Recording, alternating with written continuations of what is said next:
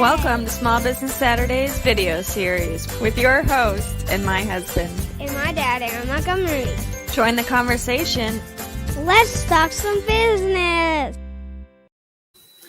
Good morning, good morning, good morning. Welcome into Small Business Saturdays. My name is Aaron Montgomery, and you can find me at oursuccessgroup.com. Hopefully everybody's having a good Saturday. We're 1 week away from Christmas here in the United States. If you're somebody that celebrates Christmas and you're catching the live version here, if you're catching the podcast version, we had a great Christmas. We'll just say that. So good morning and thanks for checking in today. Real quick, today we're going to have kind of a year-end review and really a two-parter. First, I want to kind of run down what we talked about in 2021 here on Small Business Saturday, just some of the highlights and maybe a couple of the key tips. And really, I was talking with my wife about it last night and said, hey, so what did you see? You know, what was Small Business Saturday about for you as you watched it throughout the course of the year? And so I want to talk about the theme too. There's definitely a pretty clear theme that showed up when it came to what we were trying to explain and get across to everybody. So I want to talk about that too.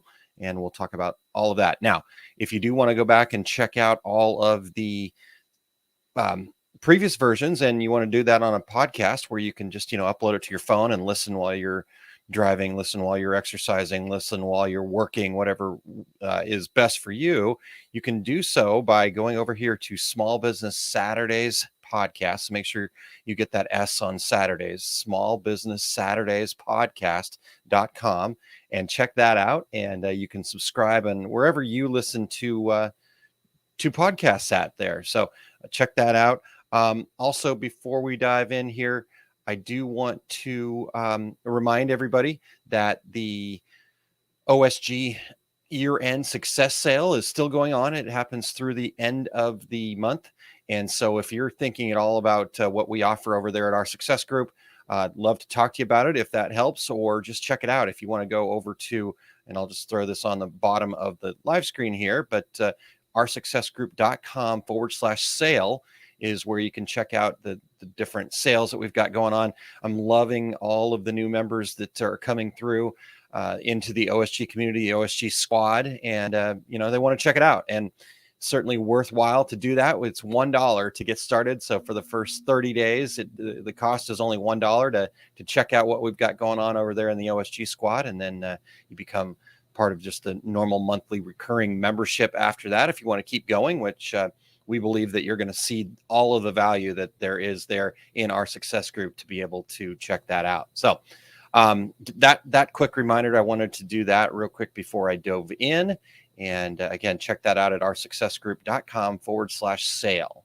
So get that out of the way. And Richard, hello, long time. Good to see you. Rich, hello. Chuck, good morning. And good morning to you too, Sandy. So thank you guys so much for tuning in. All right. So like I said, the first part of this, I want to go through and just hit some of the highlights. I went back through all of the episodes and said, okay, which ones stood out to me? Which ones do I remember going, yeah, that one, but I believe that we shared a lot of great content throughout the year. So again, go back and check that out. You can also go over to liveosg.com, and there's a playlist there that gets you to our YouTube page. And there's a playlist there for Small Business Saturdays.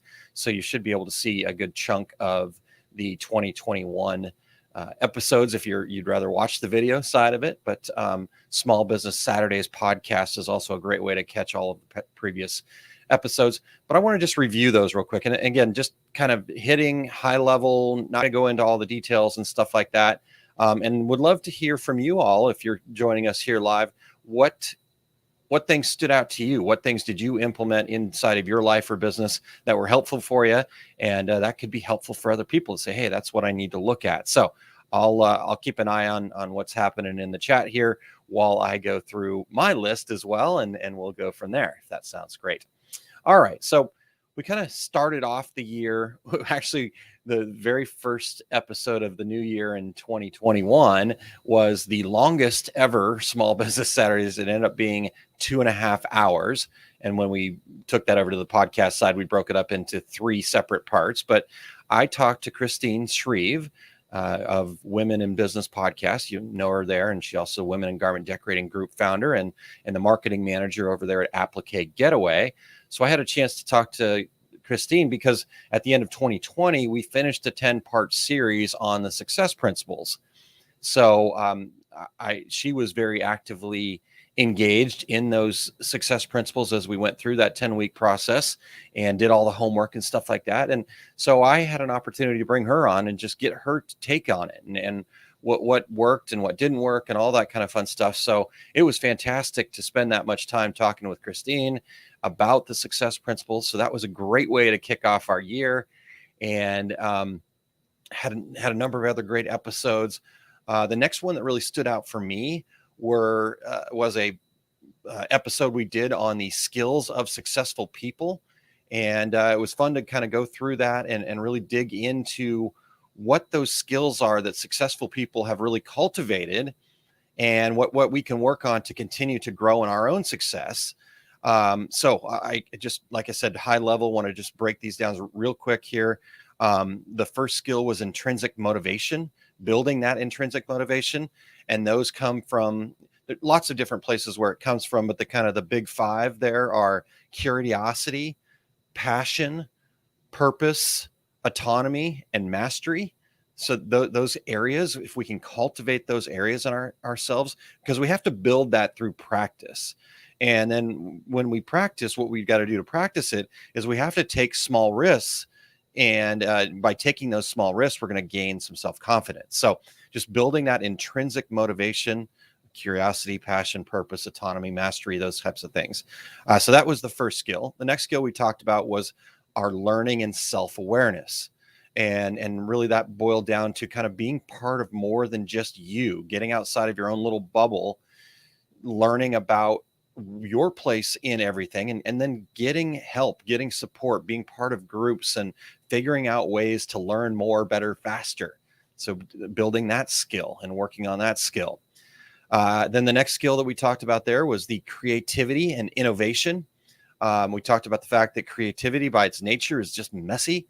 And so we have to try things and sometimes try hard things. To get creativity and innovation, you're normally initially faced with a failure. And so we have to learn how to and develop that skill of looking at failures as just opportunities to practice creativity, to build from that, to take that new learning that we got from that experience that some people might call failure, and then build on to that. And then the last skill that we talked about in that particular show was flow and focus. How do you get into that state of flow and focus? And it's really that state, some people, athletes for sure, call it the zone. They're just in the zone. They're doing things without actually consciously thinking about it. It's where we kind of lose all track of time doing it because we're so passionate about it. We go back to that intrinsic motivation. And so we have to practice that skill of finding a way to get focused, to get into flow, and to actually build that into our process, build that into our calendar, build that in as something that we work on trying to do regularly. Find 90 minutes a day where you can do that, or a couple hours a week where you can get into that state of flow or focus. And that's where you really solve a lot of problems. The creativity becomes greater. And, that's what that area is. And so that was kind of that episode, but that led me into another episode that stood out where we talked about working on your business, ON, versus working in your business, IN, right? And really that working on your business is where you need to be in that state of flow or focus. But in that particular episode, we talked about the difference between the two, working on your business versus in your business. The in your business is what we've got to do to create wealth, right? That's how we make invoices. We get products done and out the door, and we answer customer emails and do all that stuff. So that's the working in your business. And so we're not saying you got to get rid of that completely, but as a business owner, you've also got to make sure that you are focused on the working on your business stuff. Like, measuring metrics, like planning, like developing your passion and purpose, and creating your story, and all of these working on your business type activities, which are as important as the working in your business activities. But what happens is the working in your business activities are typically the fire, got to put the fire out, the customer's calling, it's got to get done, due dates, all that kind of stuff. And so that always takes precedence. But the working on your business, it doesn't typically have a due date or a deadline necessarily, though you should put that on it. But it's things that would make some of those working in your business activities much easier and a lot less time consuming when you do the working on your business activities. So what I encouraged everybody to do was to carve out at least 15% of the time that you work on your business and devote that 15% of time to the working on your business. So that was that episode that stood out. The next one that stood out for me, and again, if you guys are listening in here live, would love to hear which ones you have referenced back to, and which all you're interested in sharing. What worked for you, and then also I'm always happy to hear what else you guys would like to learn. I'm trying to figure out what we're going to do in 2022. So we're going to talk about planning for the next year here in a little bit. But all right, so we went from working on, and then the next one that kind of stood out to me was, and it stood out for two reasons. First reason that it stood out for me was I got to do this with my dad, which is just a cool experience to have an opportunity to sit down and learn more from him. I've learned a ton from him over the course of my life, obviously, and he's been a real big influence on me and how I interact in the business world and whatnot. So to be able, we were at his house, we were on our way on a trip, I believe, if I remember right. And so we were at his house and we got to sit down with him. And so that was really a great experience for me. But then we talked about the three things customers care about. And, for those of you that are not as familiar with me or kind of what I stand for, I am 100% in on the fact that if your business is created in such a manner that it's completely customer centric, you're looking at how you can bring value to other people, to the ideal customers that you want to serve. If you focus your business that way, I believe that will be the most long-term, sustainable, profitable business that you can create. A lot of businesses focus around how do I make money? What's in it for me? But my point is, if you turn that around and make it about how you can make it customer centric, I believe that will be even more successful than if you're just really hard charging and focused on the bottom line for you. And so with that being said, we talked about the three things that customers truly care about. And number one being speed, meaning, working on their time, and, that speed is actually a choice, and that we can choose to respond quickly. We can choose to build systems and processes where we can respond quickly and have set expectations for what the response times are going to be. Or we can choose to accumulate 10,000 emails and let things get lost and just have too many things going on. And so those are all choices, and speed is a choice. And so that's the first thing we talked about, was speed. The second thing we talked about was clarity. And working on developing that and using feedback and customer reviews and things like that as a way to get more clarity, because what you think is crystal clear might be pretty muddy to the customer on the other side.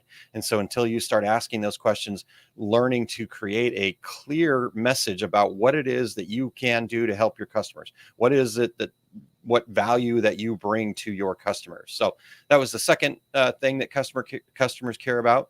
And then last but not least is empathy. That, regardless of what the situation is, that you take time to put yourself in their shoes and then react from that place, as opposed to reacting from a place of, you bad customer, I want to punish you. Right. And so that's what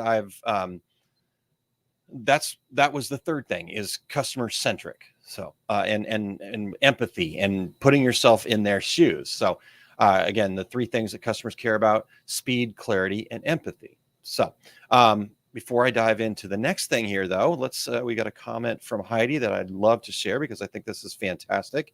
So Heidi says, I always look at customer centric.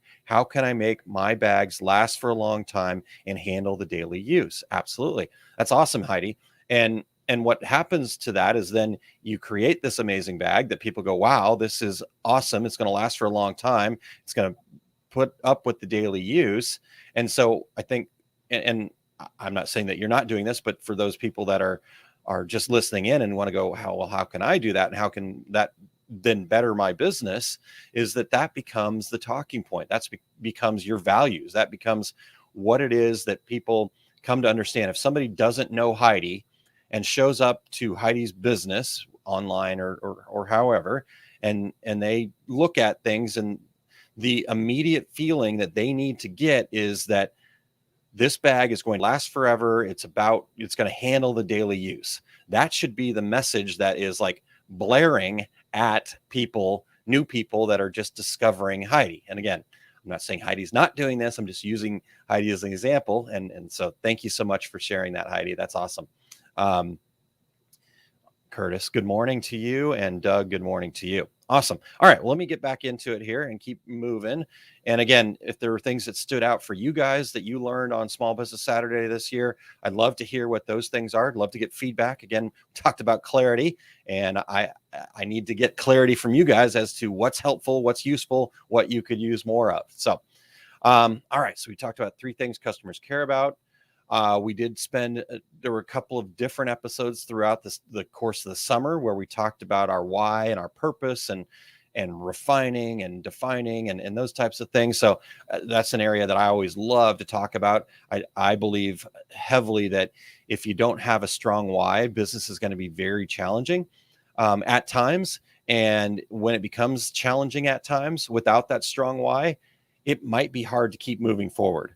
And so if you ever find yourself in that place where you're stuck and you're having a hard time moving forward, my recommendation would be go back and look at why it is that you're doing this and thinking about that from a bigger picture. What's in it for the greater good and that type of thing. So we spent a lot of time talking about that. Another thing that stood out is I had an opportunity to bring Allie Banholzer into the program, and we talked about priority matrix, and that was a fantastic tool that people could use to kind of figure out, okay, what should we work on next, and how to do that, both as a solopreneur, but also involving your team in that process too. Allie's created a fantastic business where she has a team of people that she's working with as well, and she wants to keep them actively engaged so they have that sense of ownership and that ability to build mastery and autonomy, like we talked about earlier, those skills that we have to develop. So that was fantastic to have Allie on the show. So let's see here. My friend Doug here. Thanks, Doug. I want to share this. Steve Patlin, goal at the first meeting. Your customers should believe they just met their best friend in the fill in the blank business. I love it. Love it. Thanks for sharing that. Always love words of wisdom from Steve Patlin. Steve's a friend of Doug and I's that is a giant in the log home business. So love it. Thank you, Doug, for sharing that. That is amazing. All right. So the next thing that we talked about, next area that kind of stood out to me, in an episode that I want to make sure that everybody saw, is the 5 things keeping you from success. And we kind of broke down what some of those things might be and how they work and what we can do to overcome them. Number 1 was self-limiting beliefs. We've created a belief system since the time that we were kids. Right? I mean, even before we could probably even remember, we started creating this belief system inside of us. And so everything that happens around us is really just part of a belief that we have about the way things are going to work. And so a lot of times our inner protection mechanism is to create this self-limiting belief. And we really don't know where that necessarily comes from. Because it's something that's built in our subconscious, like, oh, I can't charge that much, or, oh, I'll never be able to be this. It's these self-limiting beliefs that were triggered by some thing that happened or some way that we were treated by other people. And again, not in a malicious way, But just the reality of it, our parents probably did a lot of this. I sit and think about this stuff, and I'm horrified by all the self-limiting beliefs I might be installing in my sons without knowing about it, right? And so we have to then, as adults, get into that state of going, okay, I have to understand that a lot of these things might just be beliefs. And if I do the work to go back and figure out where that belief came from, then I can open that up and go, okay, is there a new, better belief that I can install? Because that's the nice part about it. Just because it got installed when you were a kid doesn't mean it can't be reprogrammed. We're kind of like computers in that sense. You might get a virus, but you can clear off your hard drive and reinstall software, right? So that we're just trying to reinstall new, better software at that point. So that's self-limiting beliefs. Number two was having one source of income was something keeping people from success. We need to, have different areas. So if you're a decorator, maybe you've got, your walk-in business, maybe you've got business coming in through an Etsy store, maybe you've got business coming through a wholesale avenue, whatever it is, you need to have a couple of different ways just to kind of not have all of your eggs in one basket. I knew a company that was all in on Etsy, and that's all that they just had an Etsy store, and they were killing it, and they were doing really, really well. And all of a sudden, Etsy decided they were going to change their policy, and if you didn't offer free freight, you were no longer going to be showing up in their searches like she used to be. And that nearly put her out of business. She was able to figure out a way to hang on, but she had to lay off people that were working with her and all that other stuff because she had just the one source of income. It was Etsy. And so that change happened. Number three is financial unawareness, not understanding how to manage the finances. Do you have a budget? Are you working within that budget? Do you have metrics that you're tracking? Do you know your numbers? Those types of things. So we gotta work on that. Even if you're, in our industry, we've got a lot of creative types. And so doing the accounting stuff is not really necessarily our cup of tea all the time. And so I always encourage people to find a bookkeeper, find somebody that can help you with that. And then you'll have that awareness about what's going on in your business on a regular basis. Number four was debt, just accumulating too much debt. You've got to have a good debt to income ratio and be able to manage that. We even talked about kind of going back and learning some new things. Unfortunately, again, these are things that were installed in us by our parents and just kind of the way that things have evolved, the way that the society kind of pushes us is, hey, here's your credit card. You've got all this money. Well, how do you service that, right? You're going to have to pay that monthly credit card payment. And ultimately, if you're using credit cards, where you can, you should be paying them off each month because otherwise you're paying unnecessary interest. So that was number four. Number five is not asking for advice. So the five things keeping us from success: self-limiting beliefs, having one source of income, financial unawareness, debt, and then not asking for advice. Meaning all we're doing is consuming. We're taking all this information in. We're not engaging. We're not interacting. We're not being part of the conversation. You need to be part of the conversation. Even if it's, to share something, you're still getting feedback. You're seeing how these things are going. So every time you're interacting, engaging, you're actually building on your own success because you're part of the conversation. You get a chance to ask a question. You get a chance to learn something new, but you only are able to get value out of things that you learn once you implement it. And that only happens once you actually start figuring out how it works for you. So let me hit a couple more of the comments here. Let's see here. Yosta says the thing is that you talk about it in Sweden. We don't until it's too late. So it's a new way to look at things. Yeah, great. That's fantastic. That we do need to go look at those things and before it's too late. I love that. Yosta, thank you so much for sharing that. That means a lot to me. Appreciate it. And Kim Johnson, good morning. Thanks for tuning in here this morning. All right, so let's keep going with this review. Because I do also want to kind of go through with you guys real quick my process of what I do at the end of the year to kind of prepare for next year. We talked about that on Two Regular Guys a little bit yesterday, some of those things, but I want to kind of go through the specifics a little bit with you guys here on Small Business Saturday. So and I want to get you out of here at a reasonable time so you can get into your Saturday and into any holiday stuff that might be happening or whatever. So, all right. So that's 5 things keeping you from success. The next one that stood out to me was one simple exercise to make you more successful. And that exercise is gratitude. Um, it, uh, it seems like, wow, could it really be that easy? But I'm here to tell you that it is. When I can feel it, I can feel it inside of me when I'm actually practicing gratitude. So it's a practice, just like meditation's a practice, just like, learning success skills is a practice, meaning you actually have to do it. And so the more I practice it, the better I'm interacting, the better I'm feeling, the more successful I'm becoming. And I can totally feel it when I haven't done the exercise. For me, what I like to do is every morning write down a list of things that I'm grateful for. And it could be just the fact that the sun's out, or just the fact that it's raining and we're going to get some much needed moisture, or the change of seasons, or the tea that I'm drinking, or my family, lots of things. It can come from anywhere. Just whatever hits you is like, yeah, I'm grateful for that. And then to be thinking about that and instilling that into your day, you will be so amazed at how much different things go for you during that day. And when things start to get rough and you start to feel a little bit down, stop right there and just go back to that and think about, just pick out one thing. I'm grateful that I'm alive. I'm grateful that I have an opportunity to be on Facebook or be on YouTube to interact with other people and listen and learn something, or I'm grateful to be able to share something, those types of things. So one simple exercise to make you more successful is gratitude. And then the next one that kind of stood out to me was, we talked about, what type of business owner are you, a contender or a pretender?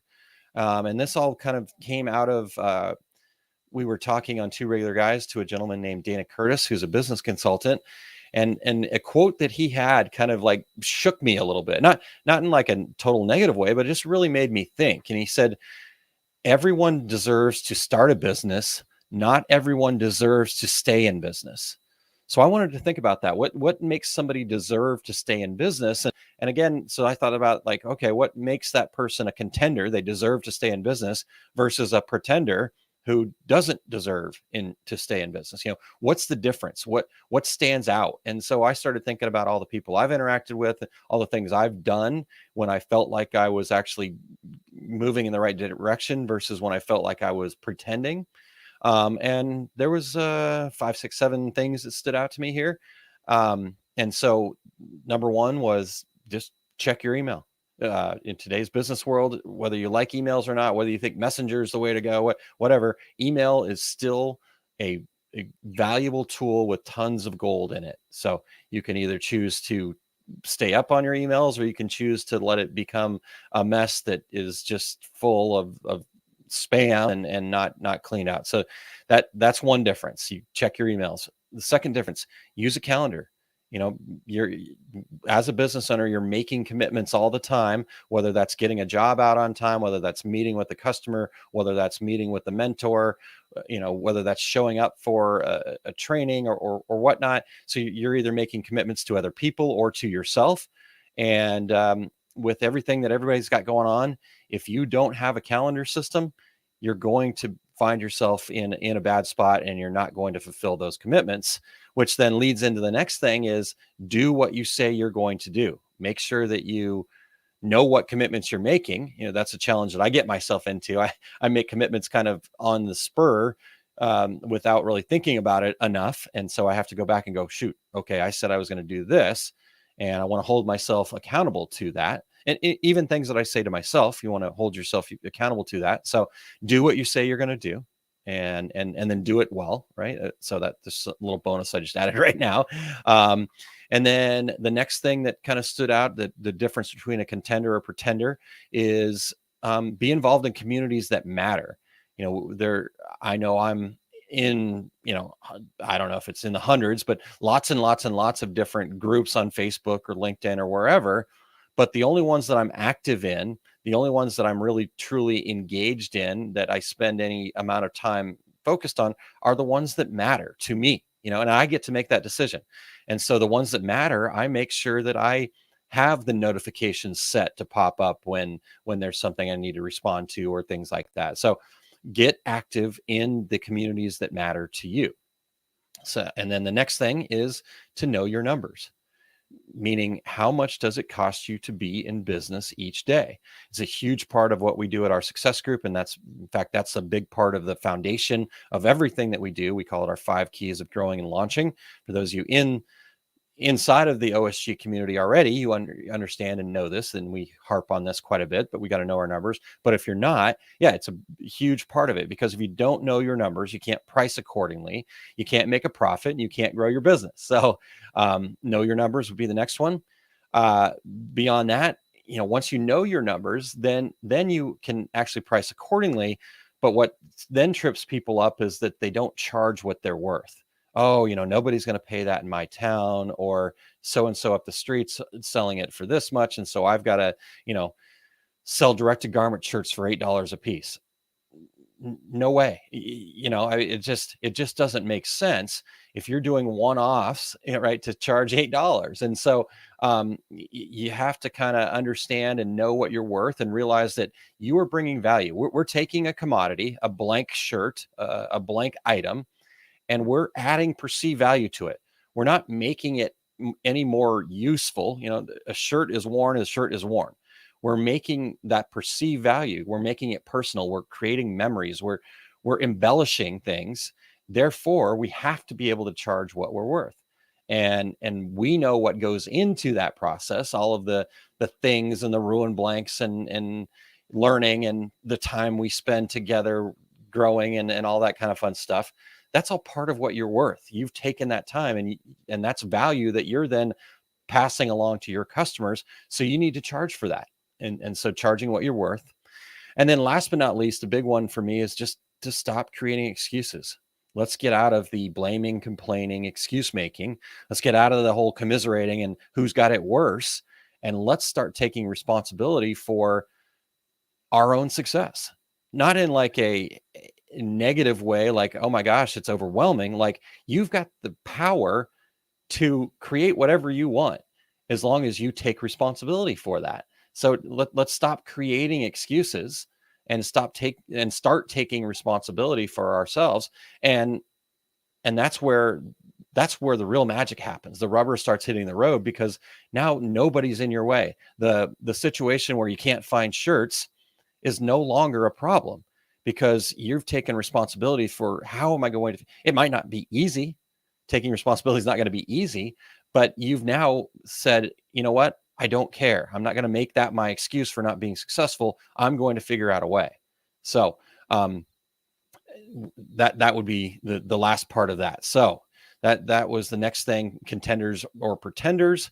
And again, just want to give you a high level overview, but some of these I get real passionate about, and I want to get back into them. And so let's see here. Excellent. Wendy says, morning. Sorry, I'm late. Feeding the critters. Yeah, it's cold up there. Get those critters fed. Easy for me to say. Janessa, hey, great to see you. Glad you're popping in to say hello. Hopefully you are doing amazing and awesome, and can't wait to get an opportunity to catch up with you.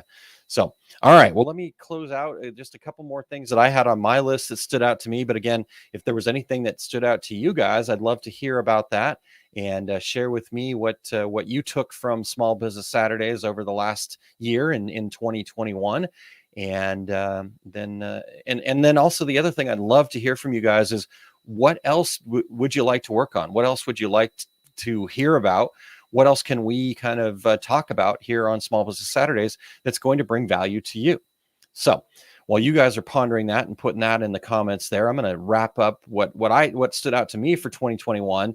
The next one that really stood out to me was the opportunity I had to have a conversation with Eric Campbell about what we were just talking about there, that stop creating excuses and taking 100% responsibility, and the formula E plus R equals O. And if you're not familiar with that formula, you haven't heard me talk about it, it comes from the success principles and that taking 100% responsibility. But the formula the formula is this. Lewis, if you're listening, you can give me a hard time about basically there. Okay. It's a long inside story. If anybody wants to know about it, I'll tell it later. But E plus R equals O is the event is E, meaning what thing happened. The shirts are unavailable. The customer was rude. My coworkers were not very smart, whatever the case may be, whatever that event is, whatever that thing is, or it could be the event is you won a big project. The event is things went really well. The event is you gained, you reached your goals, right? And then plus the R, which R stands for our response. How do we respond to those events? That equals the outcome, the O. So the event plus the response equals the outcome. So whatever outcome we want to create, we don't have any control over the event, but we do have control over our response. So by modifying our response to those events, we can change our own outcome. So what we need to focus on is the R. And I had an opportunity to really talk to Eric about that and dig into that. One of the things that really stood out from that conversation for me is we talked about the fact that, your initial response, we're not trying to bury those things. We're not trying to suppress those things. We still want to feel those feelings. We might be upset. We might, but what we want to do is before we actually make that public response and what we actually do is we want to take that response and then think about it and go, okay, my initial gut reaction was to be upset. And, so let's say you got cut off in traffic, and your initial gut, knee-jerk reaction is get upset, maybe curse, maybe flip somebody off, whatever it is that is the reaction for you. But does that give you the outcome, right? Do you feel any better? No, you're probably still mad. You're mad at them. You're thinking about what a terrible person that is. But what if you change that response and you said, you led with empathy and said, oh my gosh, I hope they're okay. They're clearly not paying attention. They must be having a terrible morning. Then think about what that outcome's like, right? And so the same thing can happen in our business. The customer is being unreasonable. Well, if you were to stop and go, wow, that's, I feel so bad for them that they're leading that life where they have these unreasonable expectations and this is the way they go through life. Maybe something terrible is happening to them, and then respond to them from that mindset. I bet you're going to get a whole lot different outcome than if you're just in that, oh my God, this is a jerk. And you're going to give them a snippy, snarky, I'm going to get them response. Right. And so see how those two things kind of work together. Can't change the event. Can't do anything about that. There's no matter what it happened and we can't do anything about it. So all we can do is focus on focus on our R to be able to create the O's that we want. So that was the conversation we had there. And that was a fantastic conversation. So if you get a chance to go back and check that one out, if you didn't already, well worth and maybe worth listening again, because you probably pick up some new nuggets along the way there. All right. And then lastly, before I share that, let me see. I've got a couple of comments that I want to get to. Wendy says, I am planning on diving deep in my year review between Christmas and New Year's. Yeah, same for me, Wendy. You'll see my sheets here are blank right now. So getting to them, and that's all good. Heidi says, I turn to quote unquote making my own fabric instead of relying on suppliers. This year I will lean more into that. And that takes away all excuses. I love it. Perfect, Heidi. Excellent. Yep. You said, okay, I'm taking 100% responsibility for my success. And therefore I need to figure out what I need to do. And for you, it was, let's create our own fabrics instead of relying on suppliers. So good job on that, Heidi. High five. Boom. And Wendy says, one of the personal points I need to work on getting over setting SMART goals. I hate making a goal and not reaching it. So I tend to not set goals at all. Interesting. Okay. All right. I'm going to make a note of that. I don't have anything to write with here right now. So, but again, one of the things I said is we have to fulfill our commitments, and I'm making a commitment to Wendy that this is something that we're going to talk about on Small Business Saturday sometime in 2021. So I'm just going to take a little picture of it. Sorry, that's a little awkward in a live here, but taking a picture of that so I remember to fulfill my commitment there. So let's do that. Yeah, I love it. And honestly, Mandy, I think you and I are a lot alike in that. I definitely struggle with that a little bit too, because yeah, it's like, darn it, you didn't reach your goal. But if you can figure out a way to stop yourself and go, yeah, but if I didn't set that goal, would I have made it as far as I did? Maybe I didn't make it all the way there, but it certainly pushed me to get a lot farther than I did. In fact, the story that stands out to me is actually from Jack Canfield. He tells this story quite a bit, but the first time he set a goal, a SMART goal like that, about how much and by when type goal, it was that he was going to make $100,000 that year. Prior to that, the most he'd ever made annually, and he was a teacher, and most he'd ever made was like $15,000. He calls that his ramen years, 22-cent dinners is what he called it. And so he had this mentor, W. Clement Stone, who said, hey, set a goal and then see what happens. And all the processes and the success principles kind of were born from that.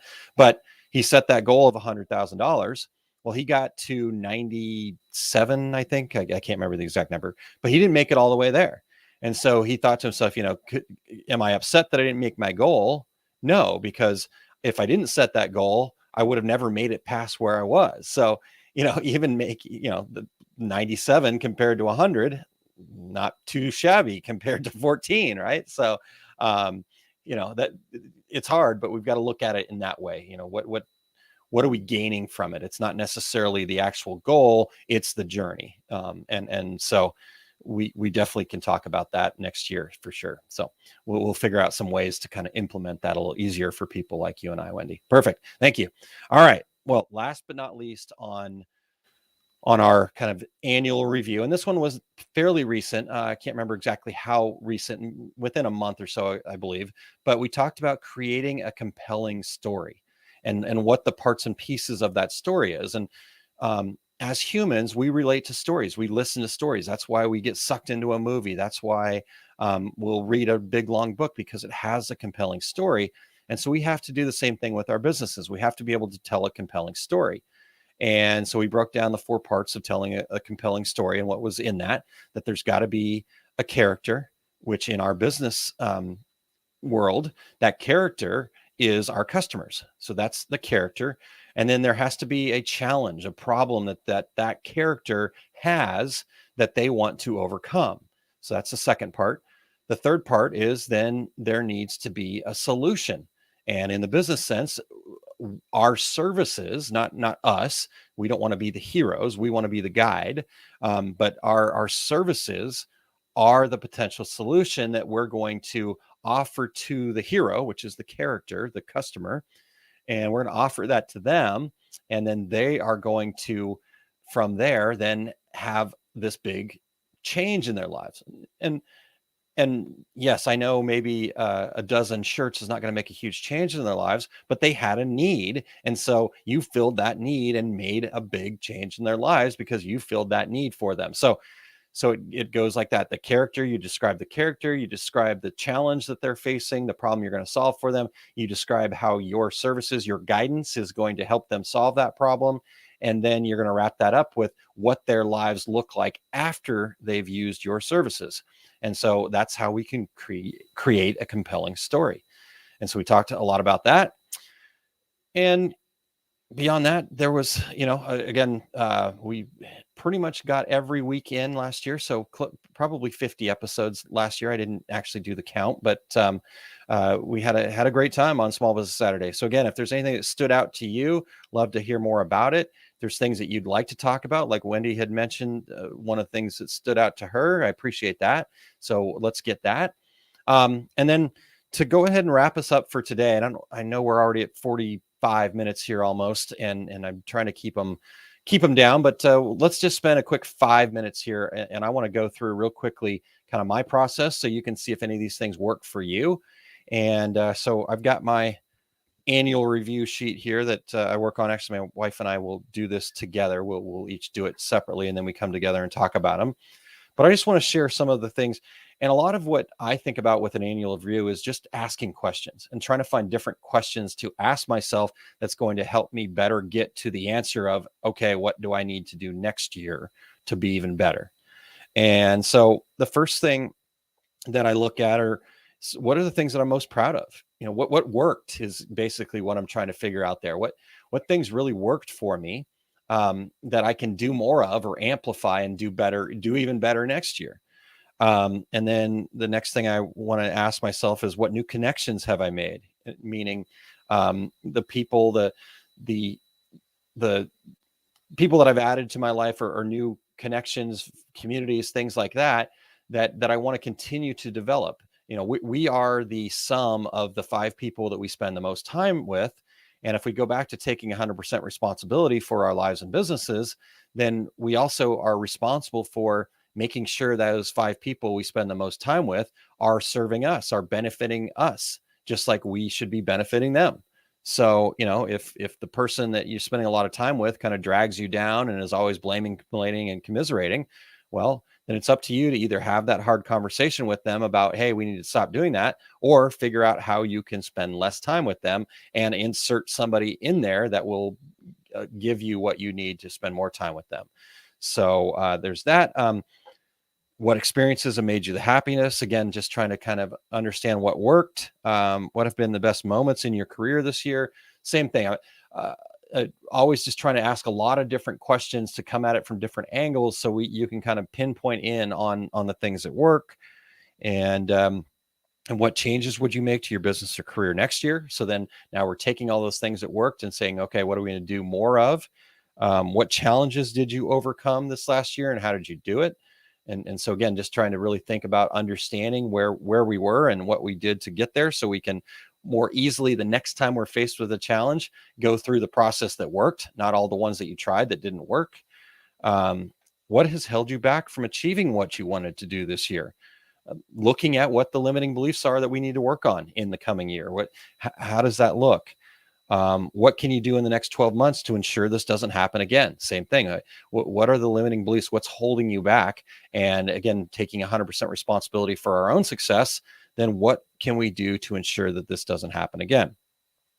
And what were the biggest mistakes you made in the previous 12 months, and what we learned from this? Again, I always want to take anything that maybe we could consider a failure and really look at it from the angle of, okay, what do we learn from that? What was the learning opportunity? Not the thing that happened, not an opportunity to go back and beat yourself up like, oh my gosh, Aaron, you screwed up again. It's, I remember that happening, and that wasn't pleasant. I didn't like it, but here's what I learned from it. So I know that I don't want that to happen again. What else have you learned this year? I actually have that twice, so I need to fix that. What else have you learned this year? And then what else have you learned this year? Twice. So we'll fix that. What are 3 words that sum up the year? That's always a good one, because when we start putting language to things, it really makes more clarity for us. So when we have to only pick out 3 words that sum up the year, that's really, for me, the one that stands out right now is action. And so that's the last thing I'm going to close with here, is kind of the overall theme for 2021 and going forward, but a little sneak peek there. Where we go. In the coming year, what is most important about our mission, vision, and values that we want to make sure the world sees?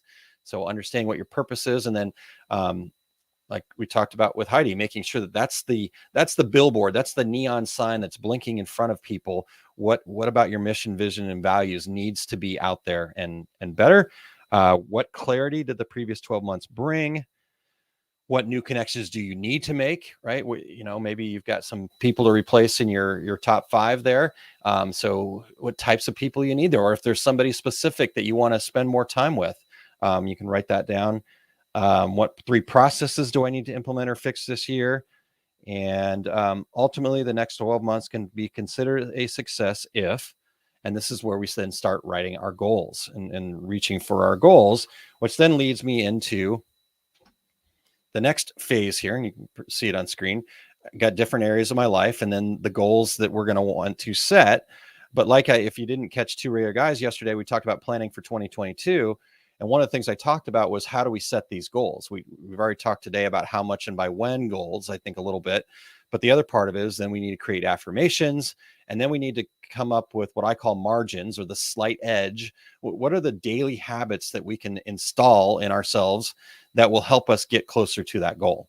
So kind of lay that out, and there's my process. So hopefully that's helpful for you guys. You can go back and look that. So Yosta says, help making documents on the success when you are alone. You don't just do things for you. Okay, I like that, Yosta. Just like Wendy there, I'm going to take a quick picture of this so I can fulfill my commitments. Love it. Thank you, sir. And Jerry says, 2022 is going to be a better year. 2021 was the busiest year of my life. Okay.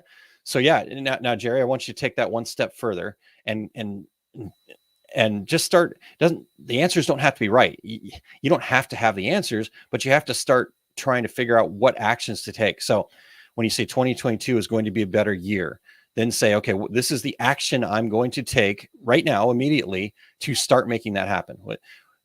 So 5 minutes after we get off of this, Jerry, start taking an action, spend 10 minutes, just set a timer for 10 minutes and start taking any action that you can take right now to make 2022 a better year.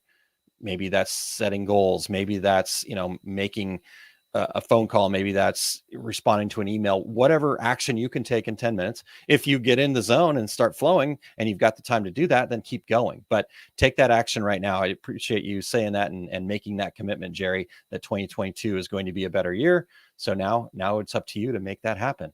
All right. And I know you can do it. So I'm excited to see what you're going to do in 2022, Jerry. Awesome.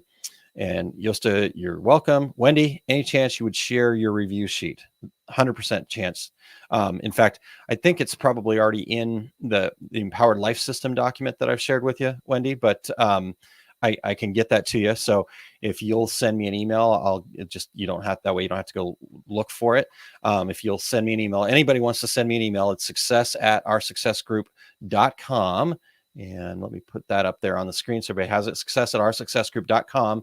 Send me an email and I will do that. But you've got to send me the email, because I will not remember that. I'm not making that commitment unless you send me the email. How about that? All right. Awesome. So let's see what else we got here. Actually going to take that banner off of here. Okay. Let's get back to comments. Sorry, a little too much going on. Jerry says, daily written plans with timelines, learning all that I can. Awesome. All right. Well, like I said, Jerry, now take that action. So do you have that daily written plan? Maybe the action is you make your plan for today if you haven't already, or you check off one thing on your plan for today and just make that a daily thing. That's awesome, Jerry. Boom. Congratulations. I'm stoked for you. That's super cool. Cool.